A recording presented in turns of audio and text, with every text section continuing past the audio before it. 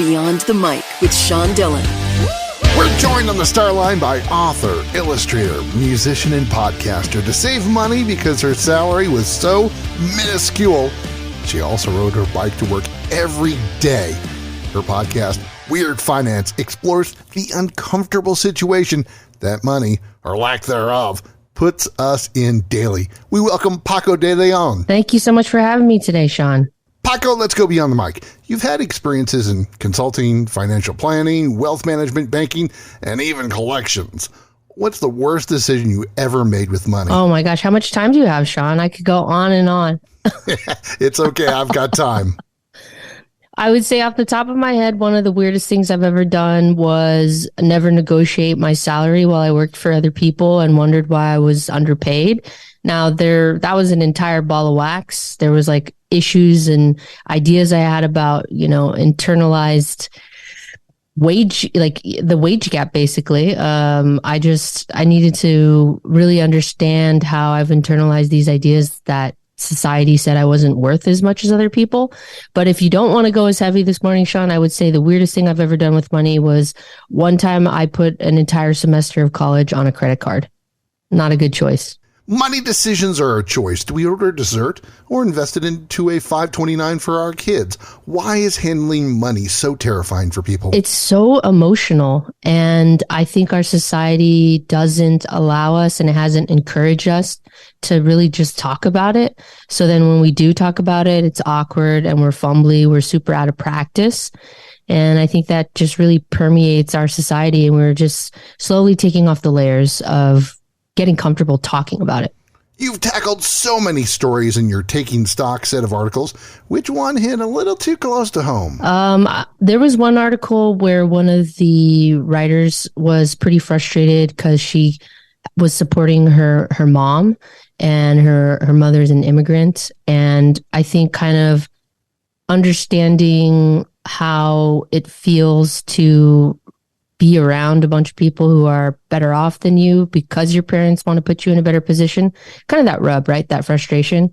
So I, was really open and vulnerable. And I think a lot of people appreciated that there's a way that you can feel frustrated, but still appreciate what your folks did for you. What do you want people to get out of Weird Finance? I want people to feel less weird about money, one conversation at a time. Paco, how did the pandemic stress people with money?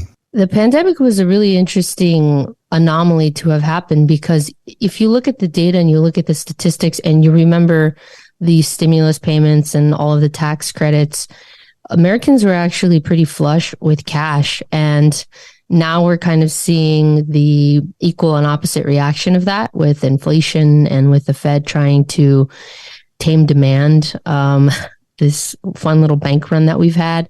So, I think the after effects of the pandemic truly remain to be seen.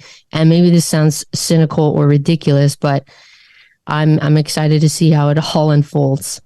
Cynical, but we'll allow it.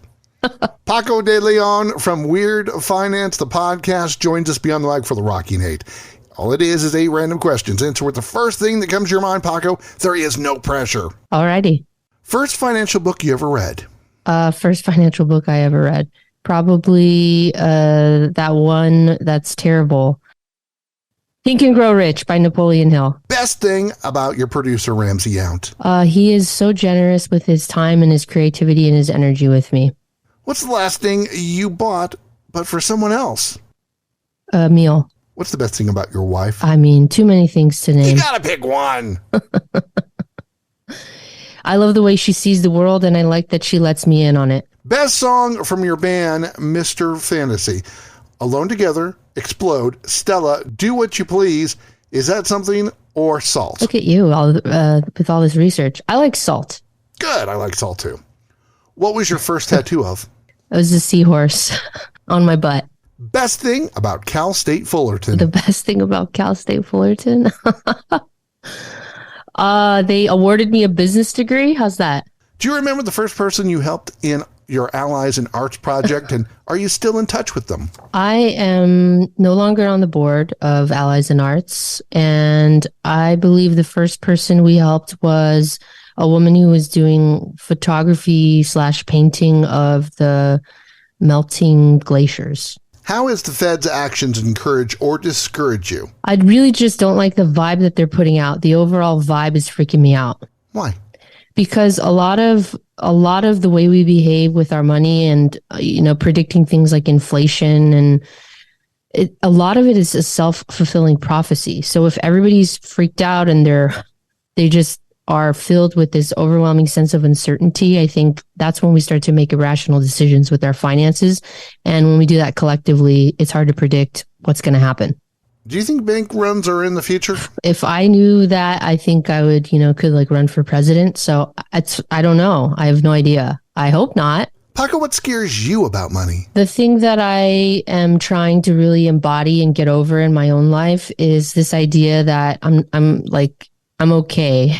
If I had to start over, I'd still be fine. And I'm trying to get over my own ideas of scarcity and feel more abundant in my life. What are you saving up to buy? Oh, it's a silly, silly dream, but to try to get a piece of property here in Los Angeles. That does sound weird and insane. Silly dream. It's time for One Big Question with Paco de Leon. She is the creator of Weird Finance Beyond the Mic. Paco, how would you value your life if it was an inventory valuation method? Are you first in, first out, or last in, first out? I don't know. I think it's a split. And my philosophy is really about giving, like leaving it all on the dance floor. And I think when you lead like that, it's less about holding on to things and more about, the energy that you exchange with the world. She has a seahorse on her butt, hated Think and Grow Rich, and is concerned about the Fed's actions. Listen to Weird Finance wherever you get podcasts. Paco de Leon, thanks for taking the time to talk with us today. Thank you, Sean. And that, my friends, is a Beyond the Mic shortcut.